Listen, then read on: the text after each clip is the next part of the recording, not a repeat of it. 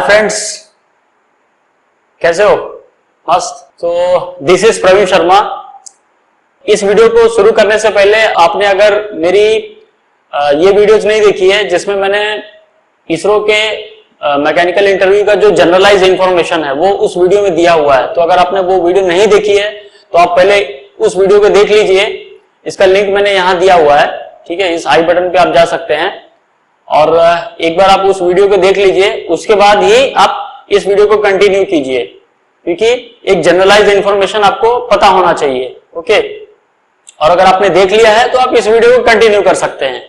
तो चलो शुरू करते हैं। तो इस बंदे ने अपने फेवरेट सब्जेक्ट क्या क्या बताया वो देखते हैं।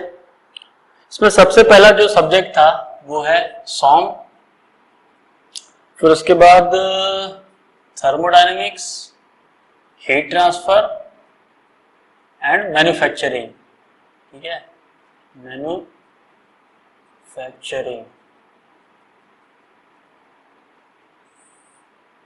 ओके।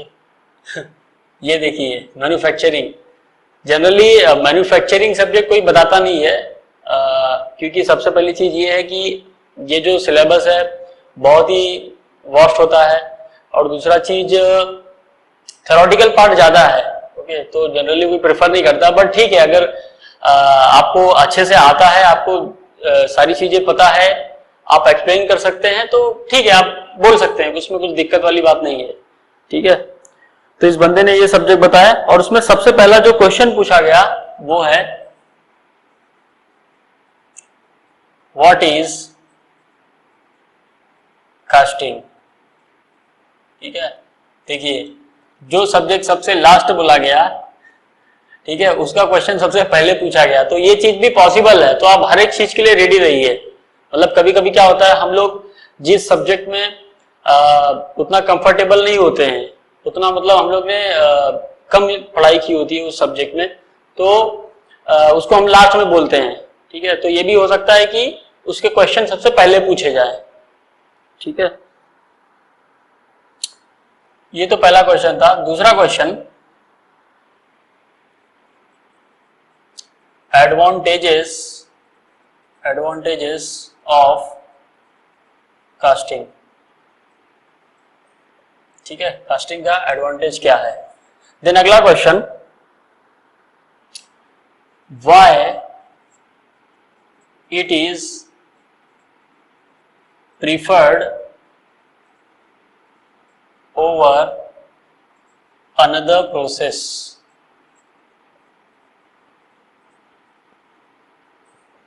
ठीक है, क्यों प्रीफर किया जाता है कास्टिंग को as compare to another process, that you have to explain. Then fourth question, what is cast iron.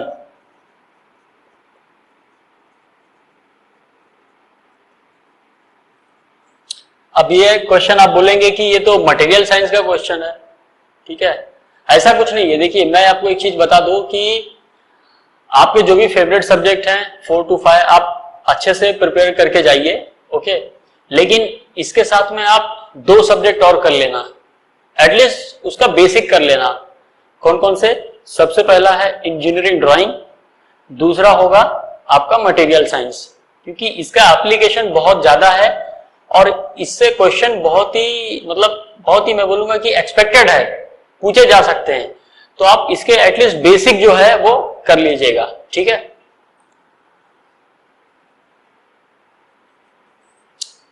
Next देखते हैं इसके बाद क्या पूछा गया। Properties of cast iron, properties of cast iron, okay. Then अगला क्वेश्चन, परसेंटेज ऑफ कार्बन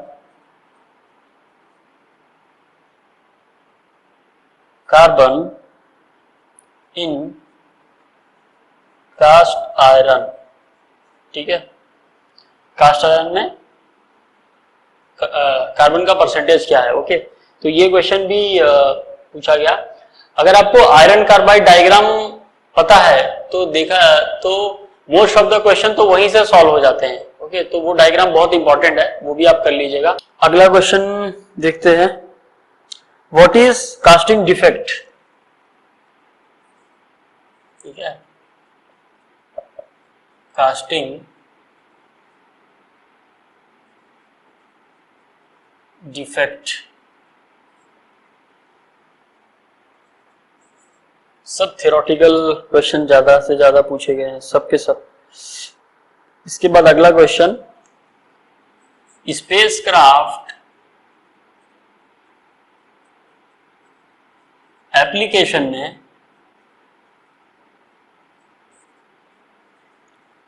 कौन से मटेरियल यूज किए जाते हैं?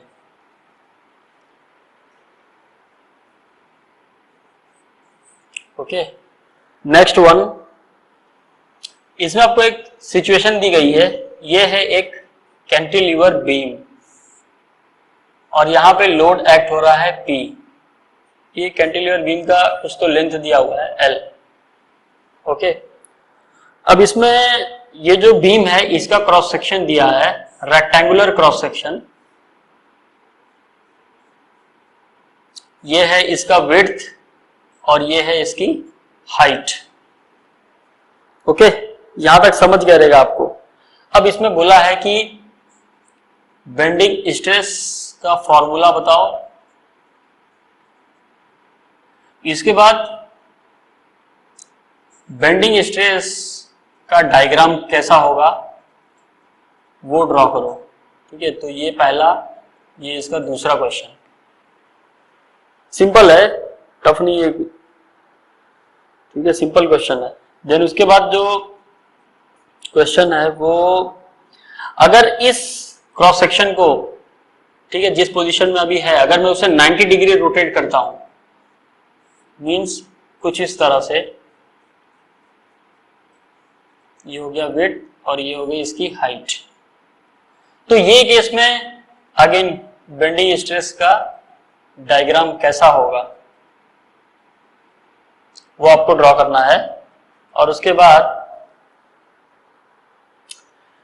विच कॉन्फ़िगरेशन इज बेटर, ये अच्छा होगा या ये अच्छा होगा।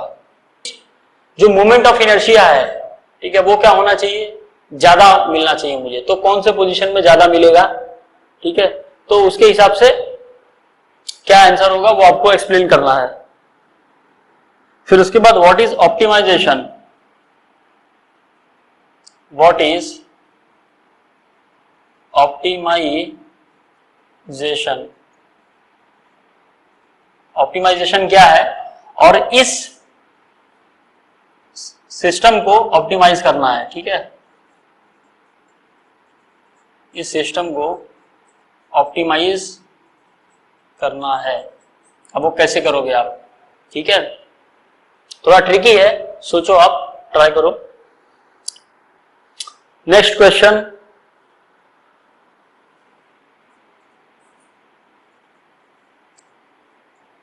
व्हाट इज थर्मल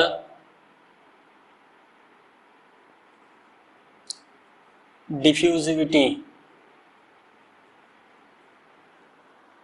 ठीक है, where it is used, where it is used, and last one is what it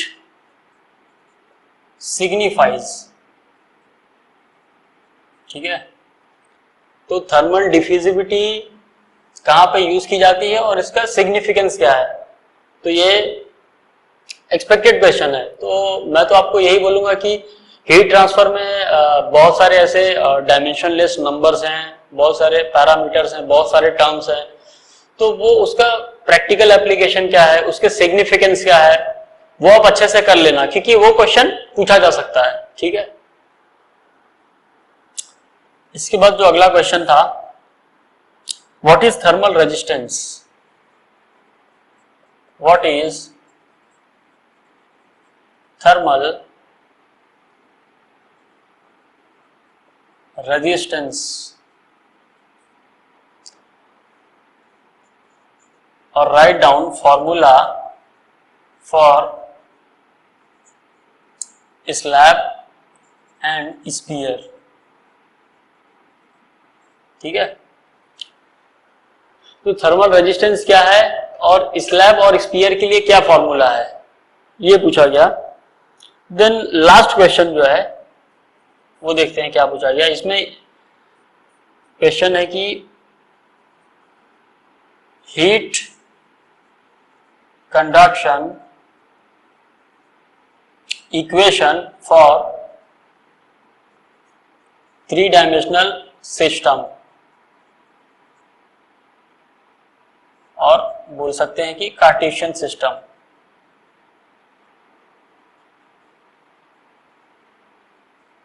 ठीक है, तो 3-डायमेंशनल हीट कंडक्शन इक्वेशन क्या है इन कार्टेशियन फॉर्म। ठीक है, तो ये जो 3-डायमेंशनल हीट कंडक्शन इक्वेशन है ये बहुत इंपॉर्टेंट है, क्योंकि अगर आपको ये पता रहेगा तो आप इसको इजीली यूज कर सकते हो। ठीक है, based on your application, based on your problem. Okay, तो ये पूछा गया। एंड उसके बाद नेक्स्ट क्वेश्चन था कि